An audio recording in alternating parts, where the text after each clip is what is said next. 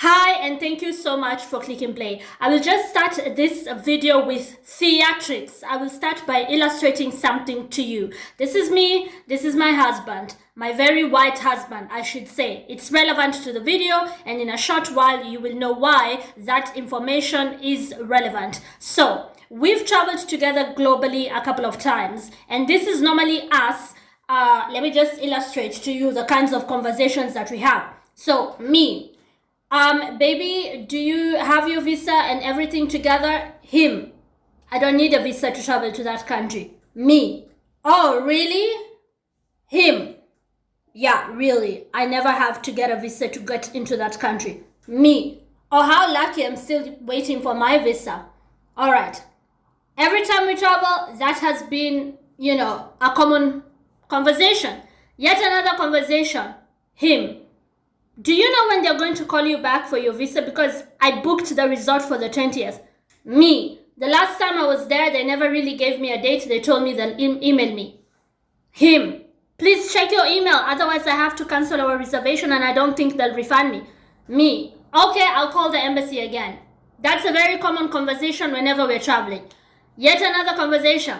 Me. Baby, do you have your visa? Him. In that country, I just need to get it on arrival and then I get a 90-day stay. Me. A 90-day stay and you just apply at the airport? Their airport? Him. Yes. E.g. when we went to Egypt. Me. Oh, okay. Yet another conversation. I'm going somewhere with this. Stay with me. Yet another conversation. Me. Baby, do you know how much we have to pay for the visa? Him. I don't have to pay for that visa. I just need to flash my passport at the airport. Me. Okay. So what am I trying to say here? Him being a Westerner, he's an Austrian. So he's a holder of an Austrian passport. I still don't have the Austrian passport, and I don't even think I will get it. There's a part of me that is thinking, Africa is the future. Why would I trade my Kenyan passport, my African identity? Why would I trade that for a foreign passport? Because these people are foreigners to me. I love home, and eventually I want to settle back home. I have property at home, right? I'm only here as a visitor. So I have residency. Do I really want the passport? I'm really questioning that because I don't think I want their passport. So anyways, his passport has always been treated very differently from mine as a Kenyan, as an African. Even when he's visiting my home, he can stay up to 90 days.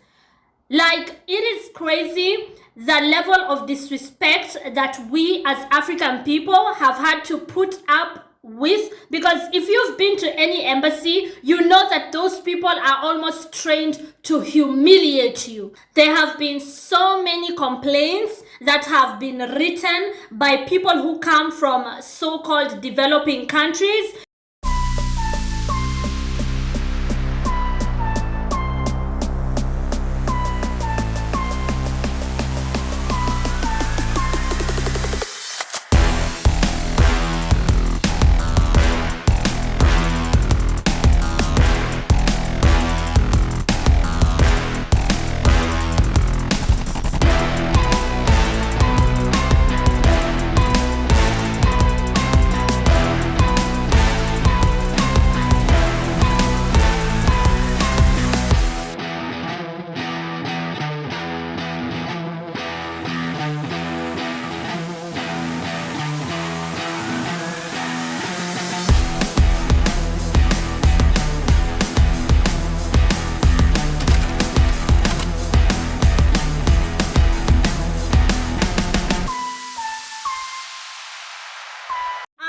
I remember going into an embassy, and there was a literal booth where you could just go and say if you were treated respectfully or not. The human rights people or watchdogs or NGOs literally fought to have a booth in that embassy Can you imagine literal watchdogs, NGOs, human rights organizations had to fight to have a booth inside an embassy just so that people who come from so-called third world countries are not disrespected and that their dignity, like basic good manners that should have been taught to Westerners at home, has to like literally be enforced by a booth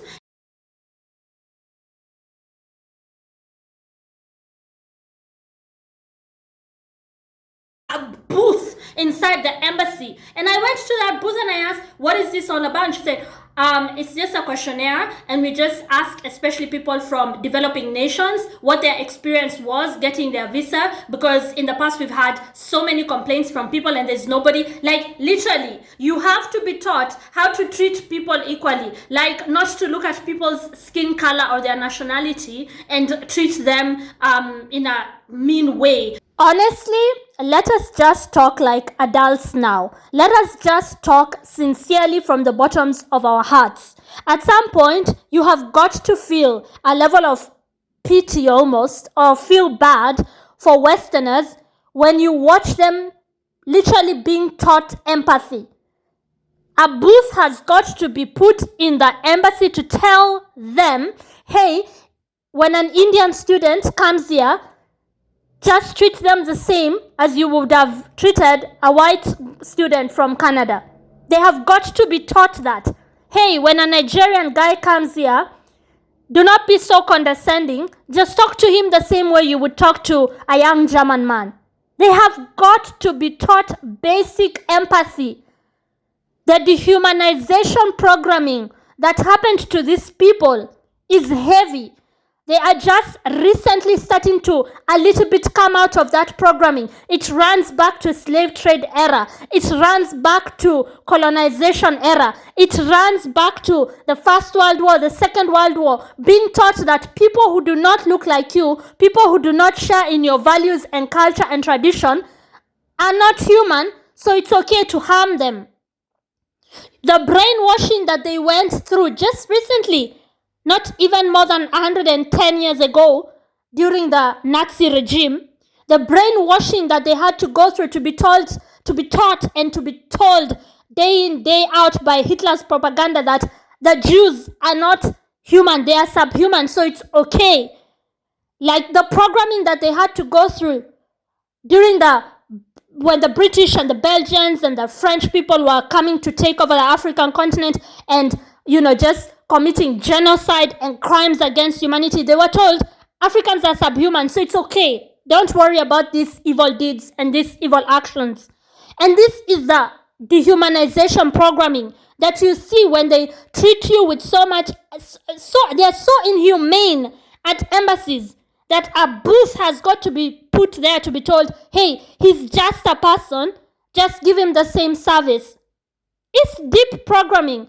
At some point, you have got to feel sorry for these people. You have to be watched. There has to be a watchdog there. I have literally seen that in an embassy. Even in Nairobi, when I used to apply for visitation rights to Austria, there used to be all this, there was posters asking how you've been treated. We wouldn't need that if there hadn't been instances where people from developing countries are treated like literal dogs at an embassy. It's a no wonder that literal human rights organizations are asking that people just be treated with decency at an embassy. There are too many stories of people leaving an embassy interview in literal tears. Myself, I've been humiliated by embassy officials, and I had to ask my brother-in-law, the brother of my husband, because he was coincidentally in Kenya at the same time, to accompany me to the embassy the next time, just to reduce the humiliation, that when they see an Austrian is with me, when I'm asking for visitation rights to come visit my boyfriend, that was before we got married, that they might treat me with a bit of decency. And what really breaks my heart is that, you know how when you go to a foreign country's embassy, whether you're going to the US embassy or the UK embassy in Nairobi or whatever country you're from, or the Austrian embassy, it doesn't matter, Every time you go there, there will be, of course, white folks because they're from the Western world and they work at the embassy. And then there will be people from your nation because some people probably can't speak the French language if it's the French embassy. Some people cannot speak the German language or whatever. And those people who are normally sent to work at the embassies probably don't speak very good English. Maybe they only speak French. And so therefore, we have to have the bridge, which is our own local people working at the embassy. So like if you go to the Austrian embassy, at the very front you will find a lot of Kenyans behind the desk working there, and a lot of the people who will process your paperwork I know are normally your fellow Kenyans, or like, you know, people who you can also speak Swahili to, and then their bosses are the people who come from the West. It has always been a bigger nightmare dealing with people who look like me. You're dealing with your fellow Kenyans, you're dealing with your fellow black people, and they have been trained. Let me tell you something. There is nothing as evil, as dangerous as a black person who has been taught to hate themselves and to see people who look like them as people who are beneath them. A house ninja, right?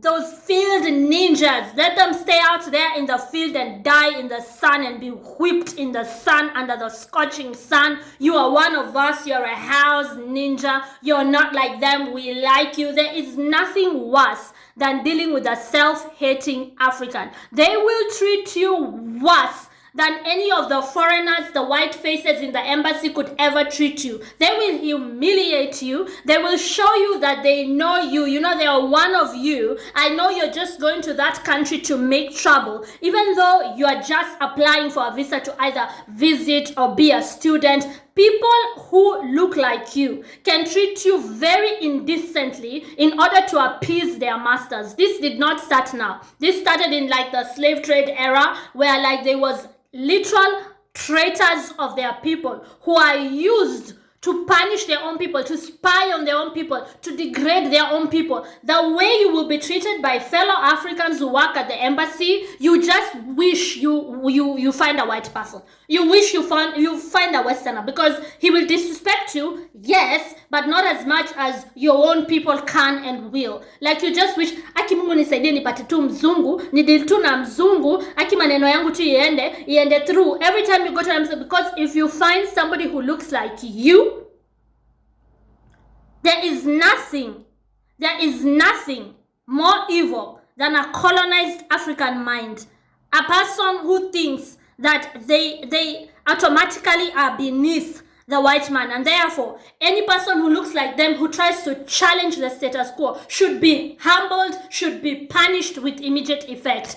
So I know for a fact that at embassies, they try to humiliate and they try to humble you in ways that are unbelievable. Hence why in some embassies, there's a literal booth for you to report any mistreatment. There are posters in embassies, questionnaires. How was your experience here? Did you feel like it was unfair? We've had so many cases being put forth that my visa was rejected for no other reason than my nationality. I'm Nigerian. I was going to study. My whole family is there.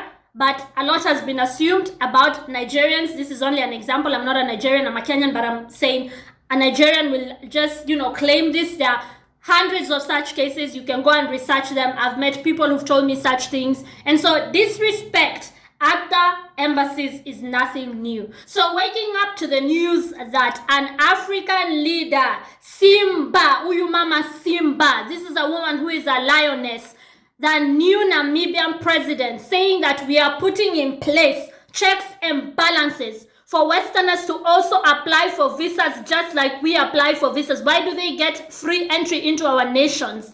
Why are they exempt from interviews? Why do they not pay in some cases to come to our nations?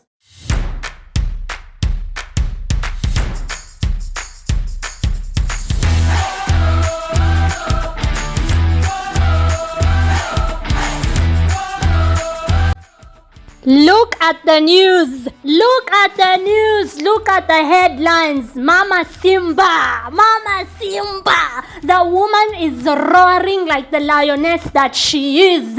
If we apply for visas, you will apply for visas too. too. If we go for embassy interviews, you will come for embassy interviews too. Why do Westerners get to enter our countries as though they're entering their toilets at home? Mama Simba is looking them in the eye and saying, who are you? Who are you? Over 30 Western nations, 30 are now going to require a visa to get into Namibia.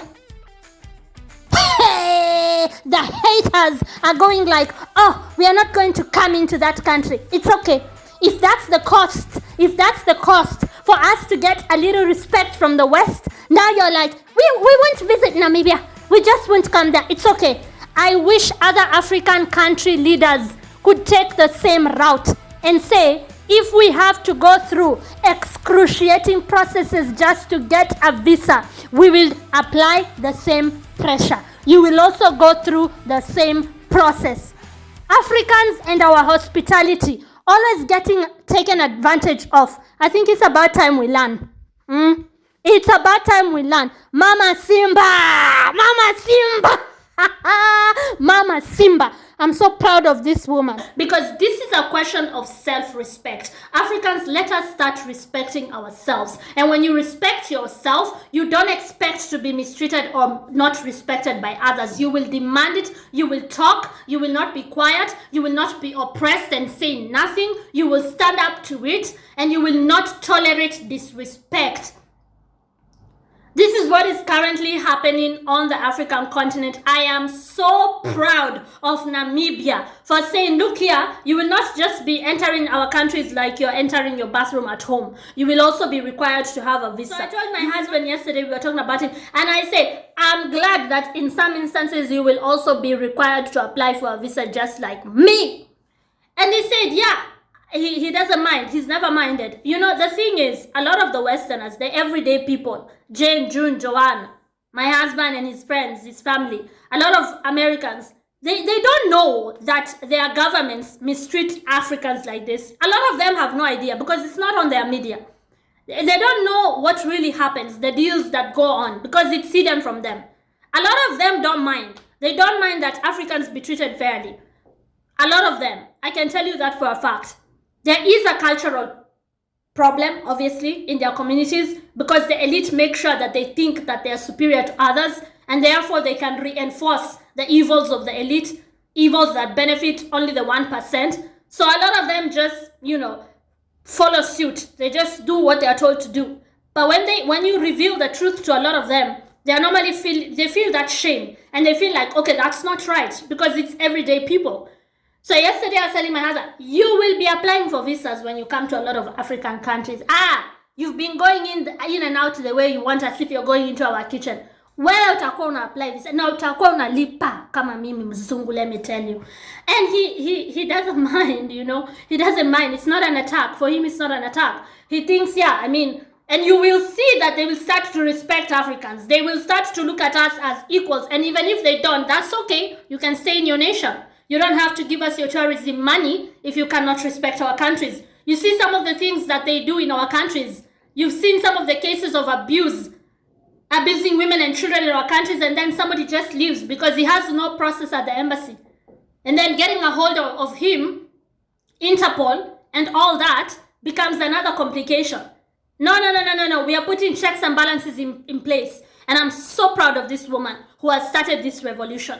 More African leaders should follow suit. Don't be treated badly in your own countries. Do not accept disrespect. Somebody does not have to respect you. That's okay. If they don't feel like they want to be your friend or they don't feel like they can respect you, that's okay. But disrespect you, that's another whole story. Don't tolerate it. Speak up. Something else, I think a lot of African leaders should open up our borders as far as visa is concerned to one another. As a Kenyan, let me not apply for a visa to go to a fellow African country. The AU should look into this because EU already have that. I live in Austria. Right here, I can just drive to Germany. I don't need a visa. I can drive to Czech Republic. All the EU nations, I can just enter their countries because they have made it easier to trade and get to know one another. Why is Africa still locked? Why are still padlocks between countries? Because they don't like us uniting. They don't like us trading with one another, because then they know we will not need them. They don't like us getting along, because they know if we don't have conflict, then they cannot rule, divide and rule. Neocolonialism, that's how it works. So we need to open up our countries, that other Africans can visit us, other Africans can talk to us. Let's get to know one another. Let us get to know each other's culture, because on the African continent, there's lots of countries, different cultures, different languages, different people. Let us open up our borders to one another as far as visas are concerned. Let us not make it complicated for an African to go just to their next door country. A lot of Africans never leave their country because they made sure, the colonizer, when he left, he made sure to complicate that as much as possible. He's still there. He's still there in a subtle way. He's still using puppet leaders. He still put certain things in place that still benefit him after he physically leaves, after he officially leaves. But neocolonialism is still alive and well. They still play those dirty tricks of divide and rule, only this time we are awake to it.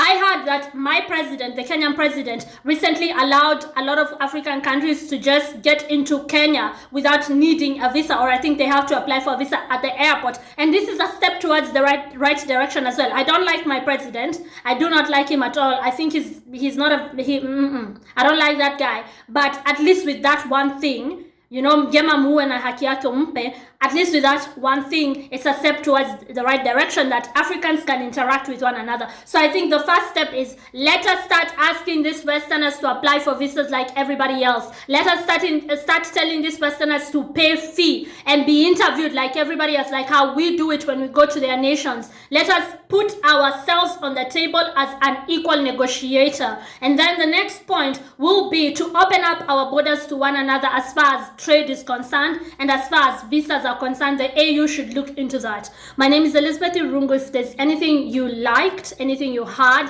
that you were impressed by, do consider subscribing to my YouTube channel. So I will really appreciate your support. Like and share, and also be sure to subscribe. Thank you so much for watching, and have a nice day, evening or morning from whatever place you're watching me from. Ciao and be blessed.